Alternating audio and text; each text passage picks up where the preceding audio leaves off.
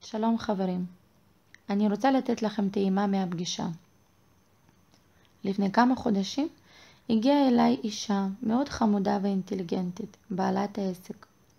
אמרה, אני לא כל כך מבינה מה אנחנו הולכות לעשות, אבל רוצה לנסות.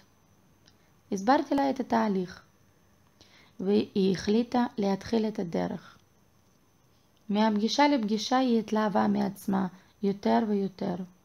נכון שפתחנו כמה נושאים שהיא לא חשבה עליהם, אבל בדיוק על מה שאנחנו לא חושבים ולא מתייחסים יום יום, שם קיימת את העצירה של הדרך שלנו, דרך להגשמת החלום, או את הצד הזה שלא נותן לעשות בחיים.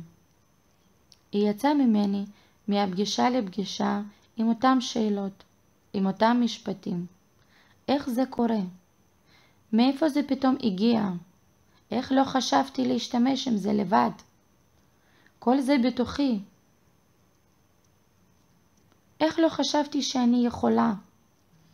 פשוט עם העבודה העצמית היא הבינה שנרדמה קצת. כן, קצת לכמה שנים טובות. הייתי צריכה להעיר אותה, לנער, להראות מה יש בתוכה, וכנפיים עפו להגשמת החלום.